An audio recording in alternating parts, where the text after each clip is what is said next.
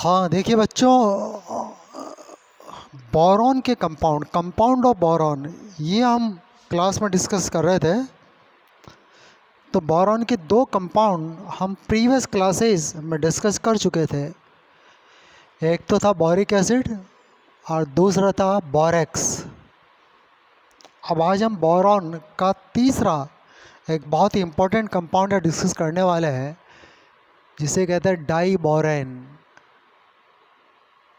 इसका फार्मूला होता है B2S6। देखो, बोरॉन और हाइड्रोजन के जो कंपाउंड्स होते हैं ना, इनको बोरेंस कहते हैं। अब ये बोरेंस, बहुत सारे बोरेंस होते हैं, उनमें से एक हम यहाँ डिस्कस करेंगे, डाई बोरेन। तो बोरेन की जो डेफिनेशन होती है ना, बोरेन की, केवल बोरेंस की बात करें अपन, बोरेंस, तो बोरेंस का मतलब होता है compounds of boron and hydrogen. इनको क्या बोलते हैं? बोरेंस। जैसे अल्कोहल बहुत सारे, सबको इकट्ठा अल्कोहल बोल देते हैं, ऐसे ये बोरेंस है ये। अब ये बोरेंस दो टाइप के होते हैं। एक तो होते हैं BN, पहली जो टाइप होते हैं BN HN+4 टाइप्स, एक तो ये। दूसरी टाइप होती है BN HN+6 टाइप्स। तो यहाँ पर दो तरह के बोरेंस होते हैं। ये जो बोरेन है ये पहली टाइप का है। देखो B2S6, N की जगह हमने 2 ले लिया तो क्या हो गया, देखिए B2S6। अच्छा, इस कैटेगरी में इसके अलावा देखिए और भी बोरेन होते हैं। जैसे कि एक होता है, देखिए B5H9, N की जगह 5 ले लिया, बोरॉन के 5 एटम ले लिए, तो 5+4 क्या हो जाएगा, 9। ये सब आपके बोरेंस ही होते हैं। दूसरे होते हैं BN और HN+6 टाइप। तो देखिए यहाँ पर जैसे B2H8 ये भी बोरेंस है। एक B4 और H10 ये भी बोरेंस ही है। इस कैटेगरी के कंपाउंड को बोरेंस कहते हैं। इनमें एक हम डिटेल में पढ़ेंगे। सबसे इम्पोर्टेंट बोरेन है B2H6, इसी को डिस्कस करेंगे अपन। देखो, B2H6 क्या है? ये बोरॉन हाइड्राइड का डाइमर है। ये इसका डाइमर है। ये बोरॉन हाइड्राइड एक अनस्टेबल कंपाउंड है। इसलिए अनस्टेबल है क्योंकि बोरॉन के पास वैकेंट पी ऑर्बिटल है। बोरॉन का ऑक्टेट इनकम्प्लीट है। दूसरा, हाइड्रोजन के पास लॉन पेयर नहीं है। यदि हाइड्रोजन के पास लॉन पेयर होता तो बैक बॉन्डिंग से बॉन्ड की स्ट्रेंथ बढ़ जाती, इस वैकेंट ऑर्बिटल की एम्प्टीनेस थोड़ी कम हो जाती और कंपाउंड में स्टेबिलिटी आ जाती। बट हाइड्रोजन के पास लॉन पेयर नहीं है, इसलिए ये अनस्टेबल है। इसका नाम यहाँ होता है बोरॉन हाइड्राइड। इसका नाम होता है boron hydride. But boron hydride is the unstable. अब ये स्टेबिलिटी को अटेन करने के लिए डाइमराइज्ड होता है और इसका ये डाइमर बनता है ये, और इस डाइमर का नाम होता है डाइबोरेन। डाइबोरेन। और इसी को डिटेल में इस चैप्टर में 1 बाय 1 हम डिस्कस करने वाले हैं। सबसे पहले इसकी प्रिपरेशन देखिए। पहले हम इसकी प्रिपरेशन को डिस्कस करते हैं। प्रिपरेशन ऑफ B2H6, B2H6 की preparation.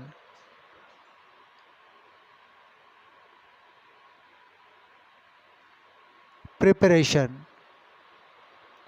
Number 1, by reduction of boron trifluoride. Boron trifluoride के रिडक्शन से हम इसको बनाएंगे। चलो कैसे, देखिए कुछ इस तरीके से कि बोरॉन ट्राईफ्लोराइड, आप इसका रिडक्शन कर दीजिए सोडियम हाइड्राइड से। जितने भी हाइड्राइड होते हैं सब स्ट्रॉन्ग रिड्यूसिंग रिएजेंट होते हैं। इसका हमने रिडक्शन किया तो क्या क्या बना, एक तो बना डाइबोरेन, डाइबोरेन, और एक बनेगा देखिए 6 सोडियम फ्लोराइड। देखो किसी भी केमिकल रिएक्शन में यदि रिएक्टेंट में अल्कली मेटल और हैलोजेंस हो, सबसे पहले रिएक्शन कर लेंगे वो, क्योंकि अल्कली मेटल और हैलोजेंस के बीच में रिएक्टिविटी बहुत ज़्यादा होती है। फ्लोरीन हैलोजन है ही, सोडियम अल्कली मेटल है, तुरंत रिएक्ट करके क्या बनाएंगे, सोडियम फ्लोराइड, और एक बनेगा डाइबोरेन। इसी तरीके से देखिए बोरॉन ट्राइफ्लोराइड का रिडक्शन लिथियम एल्यूमिनियम हाइड्राइड से भी किया जा सकता है। किससे? लिथियम एल्यूमिनियम हाइड्राइड से। तो भी B2H6 तो बनेगा ही, B2H6, दैट्स क्लियर। और 2 मॉलिक्यूल बन जाएंगे यहाँ पर, और बाकी क्या बचेगा, देखो लिथियम अल्कली मेटल है, फ्लोरीन से रिएक्ट करेगा और लिथियम फ्लोराइड। एल्यूमिनियम भी एक्टिव मेटल है, फ्लोरीन के साथ जाएगा और बनाएगा एल्यूमिनियम ट्राइफ्लोराइड। इस तरीके से ये था आपका रिडक्शन ऑफ बोरॉन ट्राइफ्लोराइड, इससे बनेगा आपके डाई बोरेन। दूसरा मेथड है देखिए इसके अंदर इसको बनाने का, और वो ये है by reduction of boron trichloride, मतलब बोरॉन ट्राइक्लोराइड के रिडक्शन से। देखो बोरॉन ट्राइक्लोराइड का रिडक्शन भी लिथियम एल्यूमिनियम हाइड्राइड से उसी तरीके से हो जाता है जैसे बोरॉन ट्राइफ्लोराइड का है। सेम रिएक्शन है कि boron trichloride 3 lithium aluminium hydride. तो देखिए 2 मॉलिक्यूल तो B2H6 के प्लस 3 मॉलिक्यूल लिथियम क्लोराइड के, यहाँ लिथियम फ्लोराइड, यहाँ लिथियम क्लोराइड, और 3 मॉलिक्यूल एल्यूमिनियम ट्राई क्लोराइड के, इस तरीके से। अच्छा देखो जो बोरॉन ट्राई क्लोराइड है इसका रिडक्शन हम हाइड्रोजन गैस के द्वारा भी कर सकते हैं, हाइड्रोजन गैस से, यानी कि आपके 6H2 हाइड्रो, जब बहुत एक्सेस क्वांटिटी में हाइड्रोजन लेकर के उसके साथ बोरॉन ट्राइक्लोराइड को हीटेड किया जाता है तो भी डाइबोरेन बन जाता है, इस तरीके से। और ये भी एक यहाँ पर केमिकल रिएक्शन है। नंबर 3, तीसरा मेथड है डाइबोरेन को बनाने का by oxidation of sodium borohydride, sodium borohydride के ऑक्सीडेशन से। देखो सोडियम बोरोहाइड्राइड, इसका ऑक्सीडेशन आयोडीन के साथ, ईथर यहाँ पर सॉल्वेंट है, क्योंकि ईथर एक इनर्ट रिएक्टेंट है, इनर्ट सॉल्वेंट, इसमें आयोडीन घुल जाता है। ये सोडियम बोरोहाइड्राइड भी घुल जाएगा ईथर पे, इसलिए हम ईथर को ले लिया। पानी लोगे तो वाटर के साथ ही रिएक्ट कर जाएगा सोडियम बोरोहाइड्राइड, क्योंकि हाइड्राइड है ना, सभी हाइड्राइड वाटर के साथ रिएक्ट करके हाइड्रोजन गैस लिबरेट करते हैं। यहाँ पर ईथर ले रहे हैं एज ए सॉल्वेंट। दोनों के रिएक्शन से क्या क्या बनेगा, एक तो बनेगा सोडियम आयोडाइड, एक हाइड्रोजन निकलती है, और बाकी जो बचेगा वो डाइबोरेन ही है। एक रेडॉक्स रिएक्शन है, यहाँ आयोडीन का आयोडाइड में रिडक्शन हो गया, क्योंकि आयोडीन का ऑक्सीडेशन नंबर 0 है, आयोडाइड में -1 रिडक्शन हो गया। ऑक्सीडेशन देखो किसका हो रहा है, देखो सोडियम बोरोहाइड्राइड में ये जो हाइड्राइड है, हाइड्राइड में हाइड्रोजन का ऑक्सीडेशन नंबर होता है -, और ये जो हाइड्रोजन है यहाँ पर 0 है, तो हाइड्राइड से हाइड्रोजन में ये हो रहा है ऑक्सीडेशन। यहाँ पर 4 और 4 8 हाइड्रोजन है ना, 2 मॉलिक्यूल लिए आपके, तो 8 में से 2 हाइड्राइड का यहाँ ऑक्सीडेशन हो गया, और क्या बन गया, हाइड्रोजन। इलेक्ट्रॉन लूज कर दिया उन्होंने, और इलेक्ट्रॉन किसने लिए, 2 आयोडीन के एटम ने, एक कन्वर्ट हो गया आयोडाइड में। तो ये एक रेडॉक्स रिएक्शन है। इसी तरीके से देखिए यही ऑक्सीडेशन के रिएक्शन सल्फ्यूरिक एसिड के द्वारा भी पॉसिबल है। यदि सोडियम बोरोहाइड्राइड की रिएक्शन सल्फ्यूरिक एसिड से कराई जाए, देखिए कुछ इस तरीके से, प्लस H2SO4, तो एक तो बनेगा सोडियम सल्फेट, एक बनेगी हाइड्रोजन, हाइड्रोजन यहाँ भी है यहाँ भी है, और आपके बनेगा डाई बोरेन, हाइड्रोजन के बनेंगे यहाँ 2 मॉलिक्यूल इस तरीके से। यह भी इसी तरीके रिएक्शन है, बस यहाँ पर ऑक्सीडाइजिंग रिएजेंट आयोडीन है, यहाँ पर सल्फ्यूरिक एसिड है, और ये भी एक इसको प्रिपेयर करने का एक तरीका है, ये भी इसका एक मेथड ऑफ प्रिपरेशन है। यहाँ पर देखिए, तो ये कुछ अपन ने मेथड देखे थे डाई बोरेन को प्रिपेयर करने के। अब इसकी आ जाइए प्रॉपर्टीज़, डाई बोरेन की प्रॉपर्टीज़।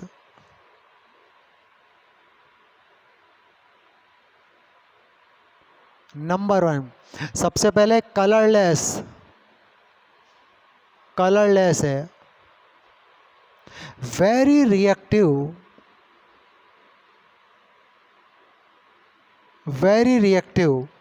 गैस है, कलरलेस है, वेरी रिएक्टिव गैस है, ये गैस है, ये लिक्विड नहीं है, सॉलिड नहीं है, रूम टेम्परेचर पर इसकी फिजिकल स्टेट गैस है और बहुत रिएक्टिव गैस है। देखो इसका जो मेल्टिंग पॉइंट है गैस का वो होता है 183 केल्विन, ये इसका मेल्टिंग पॉइंट होता है।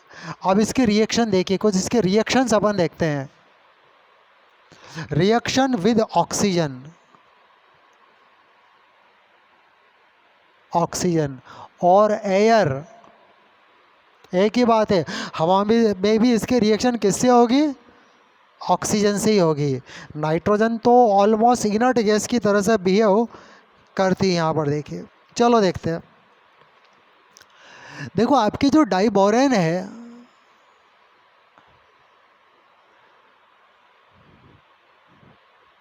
ये हवा के कांटेक्ट में आते ही इन्फ्लामेशन शुरू हो जाता है। जैसे डाइबोरेन गैस को हवा में खुला छोड़ते हैं, बहुत एकदम से कंबशन शुरू हो जाता है, तुरंत catch the fire in air. Diborane immediate catch the fire in air, ये हवा में तुरंत आग पकड़ लेता है। क्या क्या बनता है? एक तो बनेगा ऑक्साइड ही बनेंगे, कोई भी चीज़ जलेगी तो, और H2O बनेगा, और ट्रेमेंडस अमाउंट में हीट निकलती है। देखो इसका जो हीट ऑफ कंबशन है वो होती है -2160 किलो जूल पर मोल। देखो 2160 किलो जूल पर मोल, यानी कि 1 मोल डाइबोरेन को जलाने पर इतने किलो जूल हीट निकलती है। आपने थर्मोडायनेमिक्स में हाइड्रोजन, मीथेन, ईथेन, इनका हीट ऑफ कंबशन देखा होगा, 100 में आता है वो, कोई 1000 में, 100 में आता है वो, और ये आपके थाउजेंड्स में है। तो ट्रेमेंडस heat liberate in the combustion of diborane. Highly exothermic reaction है, हाईली एक्सोथर्मिक रिएक्शन है ये। और जब ये हाईली एक्सोथर्मिक रिएक्शन है, बहुत ज़्यादा हीट लिबरेट करती है, तो जिन प्रोसेसेस में बहुत ज़्यादा एनर्जी की ज़रूरत होती है, बहुत ज़्यादा हीट की ज़रूरत होती है, उन प्रोसेस को एक्टिवेट करने के लिए डाइबोरेन का यूटिलाइजेशन किया जाता है। देखो ट्रेमेंडस हीट कहाँ चाहिए? रॉकेट में चाहिए। रॉकेट को उठाने के लिए बहुत सारी हीट चाहिए, तो एज अ रॉकेट फ्यूल इसका यूटिलाइजेशन किया जाता है। तो used as a rocket fuel की तरह इसका यूटिलाइजेशन किया जाता है। तो ये आपका रिएक्शन किसके साथ इसकी है? एयर के साथ। देखो यदि इसको हवा की एब्सेंस में इसका हीटिंग करें, इसके देखो हीटिंग इफेक्ट, और जब हीटिंग इफेक्ट की बात चलेगी ना, वहाँ हवा नहीं होनी चाहिए, वरना हवा के साथ तो रिएक्शन करेगी है। तो एयर की एब्सेंस में यदि इसको हीट किया जाता है B2H6, एब्सेंस ऑफ एयर, तो क्या बनेगा, आपके बोरॉन अलग हो जाता है और हाइड्रोजन अलग हो जाता है। तो एब्सेंस ऑफ एयर में इस तरीके से इसका डिकम्पोजिशन हो जाता है। रिएक्शन विद वाटर, वाटर के साथ इसकी रिएक्शन देखिए, नंबर 4 विद वाटर।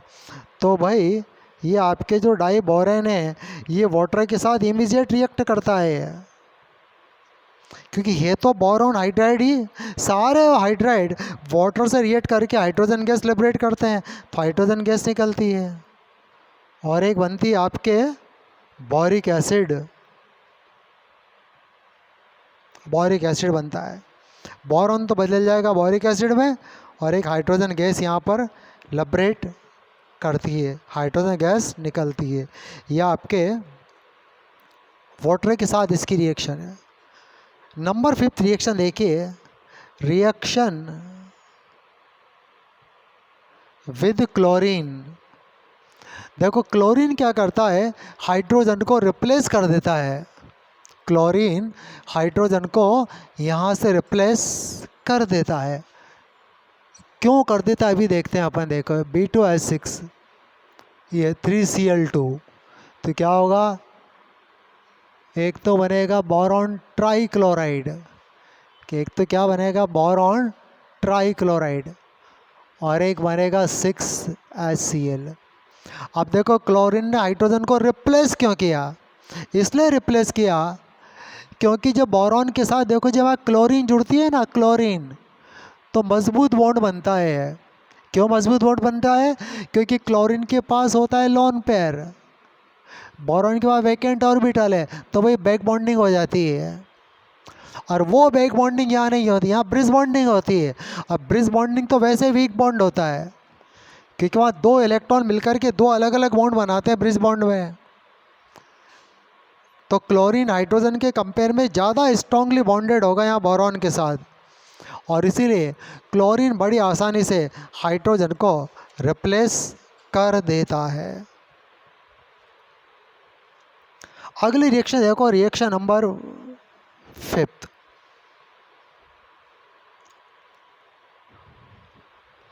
अगली रिएक्शन को समझने के लिए कुछ और अलग चीज़ें अपन देखो डिस्कस करेंगे यहाँ पर। देखो जो डाई बोरेन का जो स्ट्रक्चर होता है ना, वो ये होता है जिसमें कि ब्रिज बॉन्ड होता है, जिसको कि बहुत ही डिटेल में हम केमिकल बॉन्डिंग में डिस्कस कर चुके हैं डाई बोरेन का स्ट्रक्चर। देखो जो डाई बोरेन होता है ना, B2H6 इज एक इलेक्ट्रॉन डिफिशिएंट स्पीशीज है, इलेक्ट्रॉन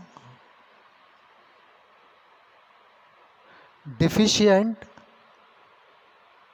स्पीशीज है। क्यों इलेक्ट्रॉन डिफिशिएंस है, क्योंकि भाई बोरॉन के पास वैकेंट ऑर्बिटल है, ब्रिज बॉन्ड खुद इलेक्ट्रॉन डिफिशिएंट है। इस पूरे ब्रिज बॉन्ड को बनाने में केवल 2 इलेक्ट्रॉन कंज्यूम हो रहे हैं बस। अब 2 इलेक्ट्रॉन कितना बॉन्ड बना के बनाएंगे यहाँ पर। बोरॉन के पास वैकेंट ऑर्बिटल भी होता है।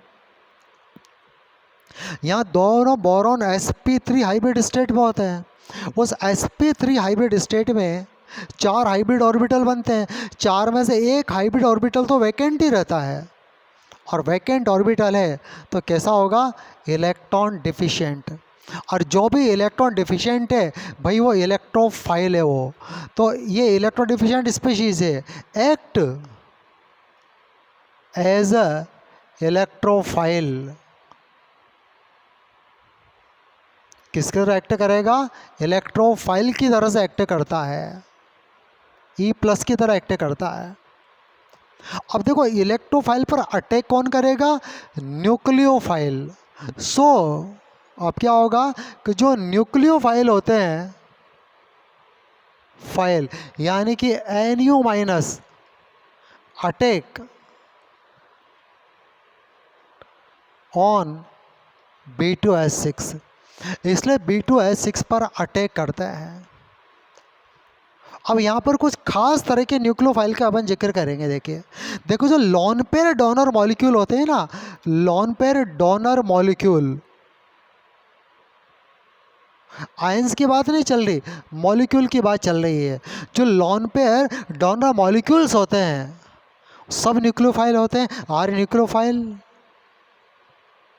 सब न्यूक्लियोफाइल होता है। एंड कॉल्ड, और इसको एक नई टर्म दी जाती है, उस नई टर्म का नाम है लिगेंड। ये लिगेंड वर्ड का यूज ऑर्गेनिक में नहीं होता, ऑर्गेनिक में इनको न्यूक्लियोफाइल ही कहते हैं। बट इनऑर्गेनिक में जो लॉन पे डोनर स्पेशीज है उसका एक और नेम है लिगेंड, जिसको आप 12th में कोऑर्डिनेशन केमिस्ट्री चैप्टर में डिटेल में पढ़ोगे आप। तो यहाँ भी हम कुछ ऐसे मॉलिक्यूल लेंगे जो लॉन पे डोनर हैं और उनको एज ए लिगेंड वो एक्ट करते हैं। और जो भी लिगेंड होता है वो न्यूक्लियोफाइल होता है, क्योंकि लॉन पे डोनर मॉलिक्यूल आर न्यूक्लियोफाइल, और न्यूक्लियोफाइल इलेक्ट्रोफाइल के ऊपर अटैक करेगा, और इलेक्ट्रोफाइल कौन है? B2H6। तो अभी जो लिगेंड होंगे ऐसे मॉलिक्यूल जो लॉन पे डोनर हो, जैसे कि अमोनियम लॉन पे डोनर है। देखिए आपका मैथिल एमीन लॉन पे डोनर है, नाइट्रोजन। पिरिडीन लॉन पे डोनर है। तो जो लॉन पे डोनर मॉलिक्यूल है ये डाइबोरेन के ऊपर देखिए दो तरह से अटैक करते हैं। अब थोड़ा इसके अटैक को समझते हैं अपन। देखिए, देखो अटैक ऑफ लिगेंड, लिगेंड यानी कि न्यूक्लियोफाइल ही है, ऑन B2H6 के ऊपर लिगेंड का अटैक कैसे, जरा देखिए कुछ इस तरीके से। कमजोर है इसीलिए आतंकवादी हमले रुक गए, हमला होता तो रुक गया।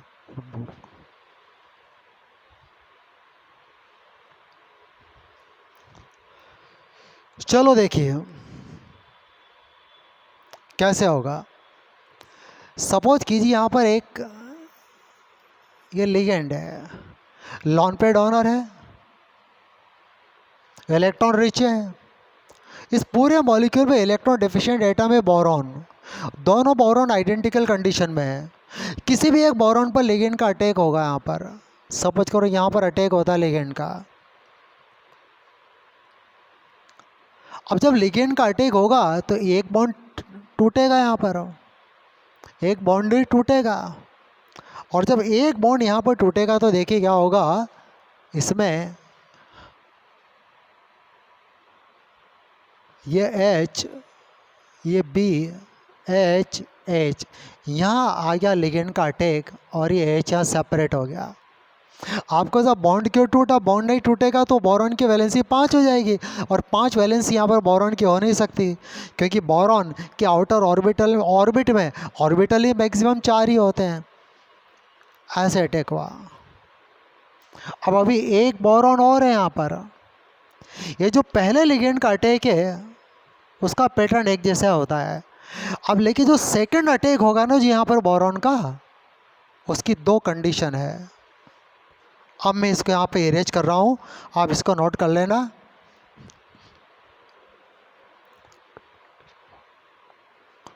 अब यहाँ पर 2 अलग अलग कंडीशन होती है। देखिए, 2 different condition for second attack of ligand. कौन सी 2 अलग अलग कंडीशन है?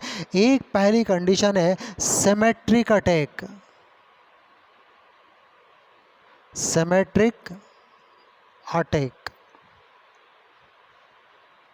सिमेट्रिक अटैक कब होगा? देखो, यदि लिगेंड साइज में काफ़ी बड़ा है, अब यदि बड़ा लिगेंड होगा ना तो बड़ा लिगेंड यदि इसी बोरॉन पर अटैक करेगा तो स्टेरिक हिंड्रेंस फील करेगा। वो क्या करेगा? स्टेरिक हिंड्रेंस, क्योंकि पहले से 4 जुड़े हुए हैं, 3 हाइड्रोजन एक लिगेंड। तो यदि बल्कि लिगेंड है, बड़ी साइज का लिगेंड है, तो वह इस बोरॉन पर जाएगा, यहाँ पर अटैक करेगा वो। बात आपके समझ में आ गई? वो अटैक कहाँ करेगा? यहाँ पर अटैक करेगा। तो सिमेट्रिक अटैक, तो यहाँ पर जो बल्कि लिगेंड होते हैं, बल्कि लिगेंड, बड़े बल्कि ligand attack on different boron atom, दूसरे बोरॉन एटम पर अटैक करेंगे। यानी कि दोनों लिगेंड दोनों बोरॉन पर चले गए, तो क्या हो गया आपके? ये सिमेट्रिक अटैक हो गया। तो देखिए अब ज़रा कैसे यहाँ पर, तो ये H, ये H, ये बोरॉन, ये H,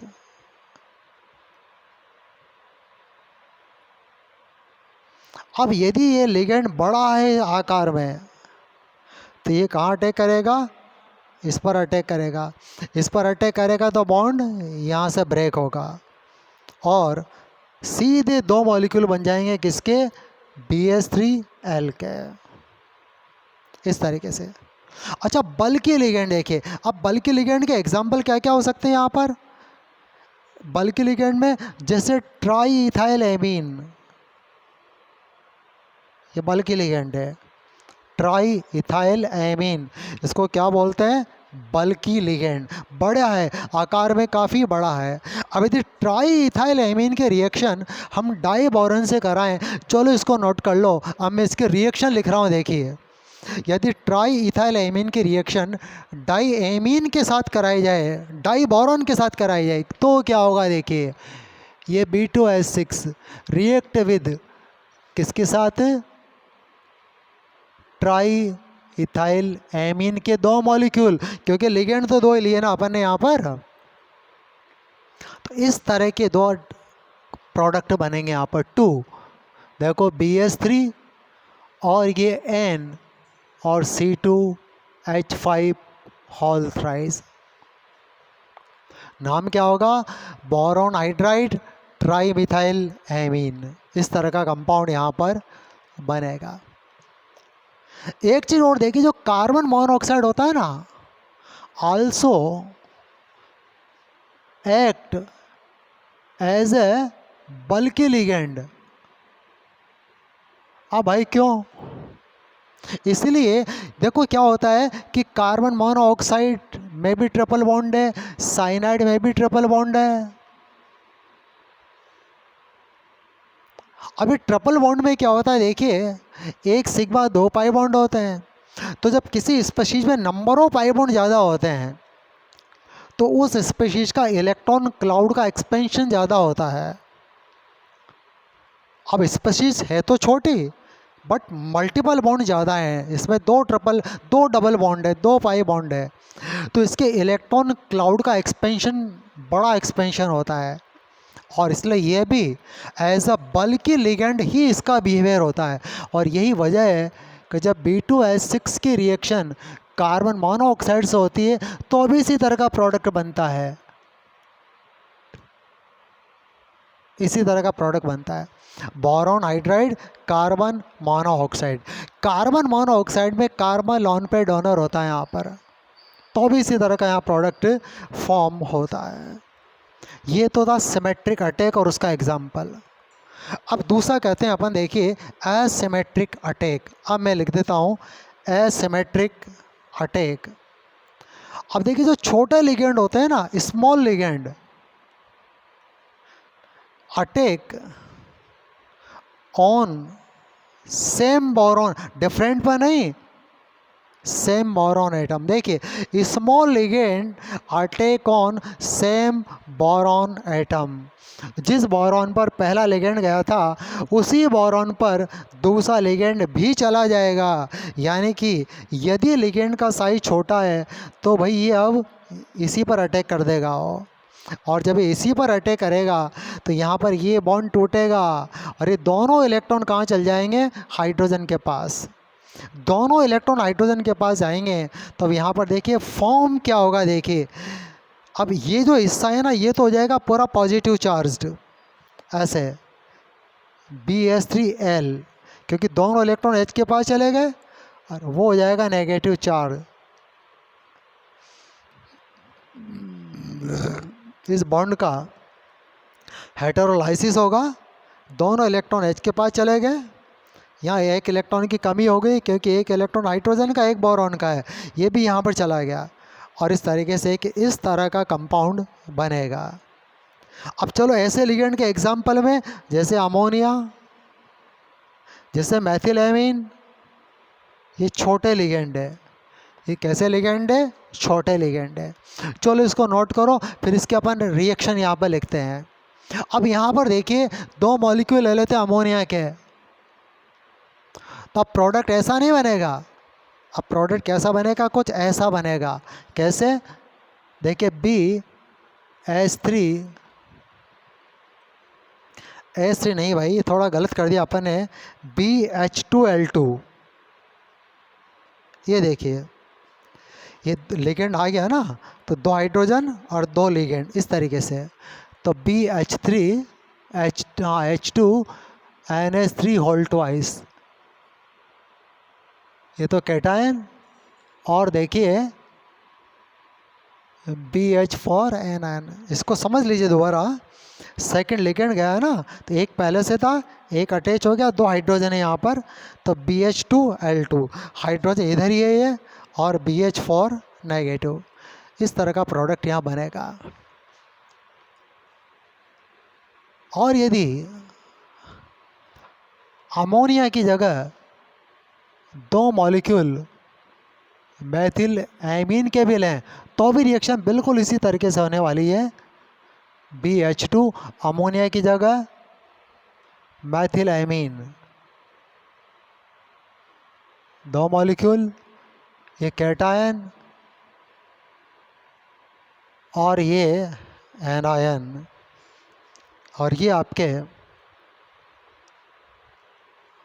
डाइबोरेन की इलेक्ट्रोफिलिक नेचर को शो करने वाली बड़ी इंपॉर्टेंट रिएक्शन है। चलो नोट कर लीजिए।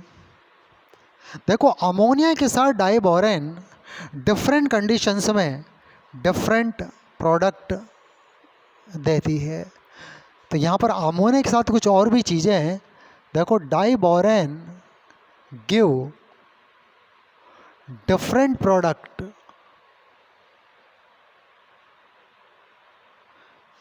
with ammonia at different temperature, different temperature पर डिफरेंट प्रोडक्ट देती है। कैसे? जरा देखिए, डाइबोरेन प्लस अमोनिया, देखो यदि लो टेम्परेचर है तो फिर इस तरह की रिएक्शन होगी।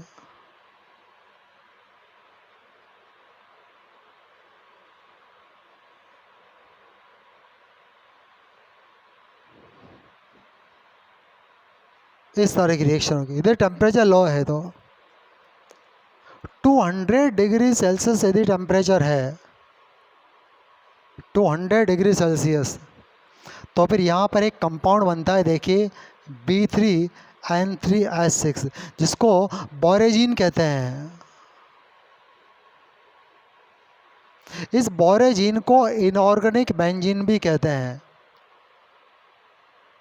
Inorganic benzene. और यदि हाई टेम्परेचर हो तो हाई टेम्परेचर पर एक तो बनता है बोरॉन नाइट्राइड, क्या बनता है, और हाइड्रोजन गैस लिबरेट होती है। इस बोरॉन नाइट्राइड को इनऑर्गेनिक ग्रेफाइट भी कहा जाता है।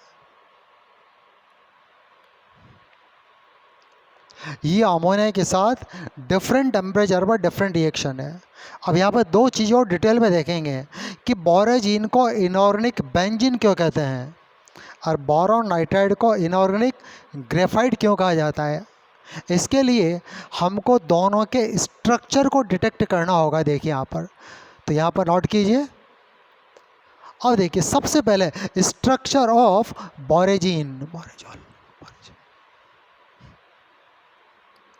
क्योंकि स्ट्रक्चर से पता लगेगा इसका।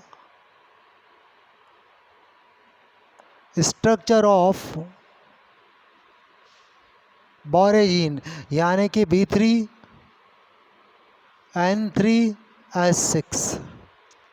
यदि इसका स्ट्रक्चर देखेंगे तो बिल्कुल बेंजीन के जैसा स्ट्रक्चर है, बेंजीन के जैसा हाइब्रिडाइजेशन भी इसके अंदर है। चलो देखते हैं इसके स्ट्रक्चर को। देखो, जहाँ बेंजीन में कार्बन होते हैं ना, उन कार्बन की जगह इसमें अल्टरनेटिव पोजीशन के ऊपर नाइट्रोजन और बेंजीन होती है, नाइट्रोजन और बोरॉन होता है। हर एक बोरॉन नाइट्रोजन के साथ एक एक हाइड्रोजन एटम भी कनेक्टेड है। ये अब आपको के साथ बेंजीन में तो डबल बॉन्ड भी होता है, तो यहाँ भी डबल बॉन्ड कैसे है? नाइट्रोजन के पास है लोन पेयर, बोरॉन के पास है वैकेंट ऑर्बिटल, इस बोरॉन के पास भी वैकेंट ऑर्बिटल है। तो इस नाइट्रोजन का लोन पेयर, इस देखो इसका ये लोन पेयर है, ये तो भरा हुआ है लोन पेयर है। इस बोरॉन के पास वैकेंट ऑर्बिटल है, इसके पास वैकेंट ऑर्बिटल है। तो ये लोन पेयर क्या करेगा? इधर वैकेंट ऑर्बिटल से भी ओवरलैप करेगा, इधर से भी ओवरलैप करेगा। ऐसे नाइट्रोजन का लोन पेयर भी दोनों तरफ से, ये भी दोनों तरफ से। इस ओवरलैपिंग से क्या होगा? देखिए, पूरी रिंग में एक पाई बॉन्ड का सा करेक्टर इसके अंदर आ जाएगा। तो जैसा बेंजीन के अंदर जो pi bond, D localise pi bond होता है ना, बिल्कुल ऐसा डी लोकलाइज पाई बॉन्ड इसके अंदर भी हो जाता है। यहाँ पर बोरॉन नाइट्रोजन दोनों sp2 हाइब्रिड स्टेट में होते हैं, यह भी sp2, यह भी sp2, और ट्राइगोनल प्लेनर स्ट्रक्चर होता है बिल्कुल बेंजीन जैसा। इसलिए नाम क्या रखा है इसका? Inorganic benzene. अच्छा, बोरॉन नाइट्राइड को ज़रा देखते हैं, इसका क्या है? Bn, boron nitride. देखो, बोरॉन नाइट्राइड में क्या होता है, इसका स्ट्रक्चर बिल्कुल ग्रेफाइट जैसा होता है। जैसे ग्रेफाइट में होता है ना, कार्बन से कार्बन जुड़ करके एक 2D शीट जैसी स्ट्रक्चर बन जाती है, और ऐसी बहुत सारी शीट्स एक दूसरे के पैरेलल वान डेर वाल फोर्स से अटैच होती है। बिल्कुल ऐसा इसके अंदर भी होता है। कैसे होता है? देखिए, कुछ इस तरीके से। देखो, हर एक बोरॉन 3 नाइट्रोजन से, और हर एक नाइट्रोजन 3 बोरॉन के साथ। वापस ये बोरॉन 3 नाइट्रोजन के साथ, और ये नाइट्रोजन 3 बोरॉन के साथ। ग्रेफाइट में सारे एटम कार्बन के हैं, यहाँ बोरॉन नाइट्रोजन अल्टरनेटिव शेप में है। और ऐसे बहुत सारे हेक्सागन जुड़ कर के एक पूरा प्लेनर 2D स्ट्रक्चर बना लेते हैं। और ऐसे बहुत सारे स्ट्रक्चर एक दूसरे के पैरेलल वान डेर वाल फोर्स के साथ कनेक्टेड रहते हैं। कौन से बॉन्ड के साथ? वान डेर वाल फोर्स के साथ, वान डेर वाल बॉन्ड के साथ। और ये स्ट्रक्चर बिल्कुल किसके जैसा है? ग्रेफाइट के जैसा है। इसलिए बोरॉन नाइट्राइड इसको बोलते हैं इनऑर्गेनिक ग्रेफाइट। ये एक्सट्रीमली हार्ड होता है, इसकी हार्डनेस का लेवल डायमंड के जितना होता है, और ये बुलेट प्रूफ वगैरह बनाने में इसका यूटिलाइजेशन किया जाता है। ये थे आपके बोरॉन के कंपाउंड। यहाँ पर ग्रुप 13 पूरा हो जाता है। कल से हम ग्रुप 14 चालू करने वाले हैं। चलो ठीक है।